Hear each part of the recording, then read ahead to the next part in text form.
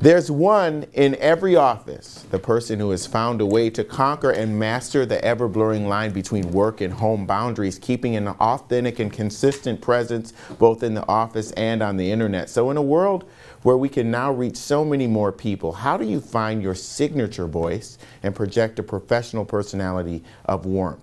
WSJ senior style reporter Elizabeth Holmes here to discuss. How are you? Good, thanks. You were just How promoted, by the way. Congratulations. Thank you. I saw that. Yes. So we hear a lot about spiritual presence. You know, people talk about yoga and that kind of stuff. But what is the professional presence that everybody's trying to get to? So it's sort of this magical mix of charm and confidence and communication skills, and it has a really big impact on your professional life as well as your sort of online life on Twitter, on Facebook, and things like that. Now, it's something people need to increasingly keep in mind. Mm-hmm.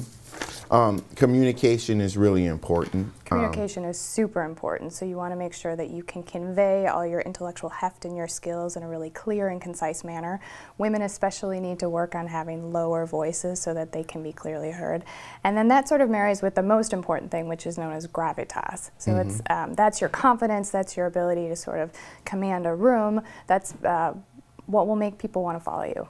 What was really cool about your article is it kind of showed that the social media presence and the professional presence aren't necessarily two separate things, that they need to be unified? And they shouldn't be two separate things, right. Yes. So if I meet you in person after having followed you on Twitter, I should be like, of course, that's who you are. There are some people that I've met that they've either been very outgoing on Twitter, or very funny or snarky or even rude, and then you meet them in person and they're kind of soft-spoken, and you're like, huh, what's that about? And I think younger people especially are testing out different voices on Twitter and testing out different things of their personality.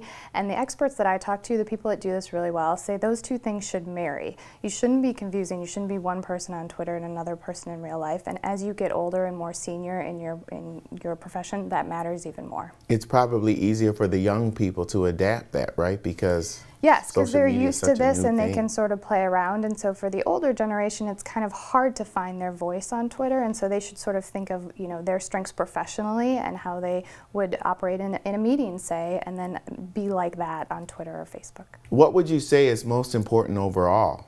I think it's really important to do a self-assessment first. So figure out your strengths and weaknesses, and then everybody I talked to said you should go around and talk to your coworkers, talk to your friends, talk to your spouse, even your kids, get their feedback, see how they see you, and then if what you think of yourself and what they think of you, it doesn't match up, then start the work there. Be careful. I hope you like the answer that you have get. You have to be willing to get that feedback and to say, listen, I'm not going to cry, I'm not going to freak out, I want to know what you really think.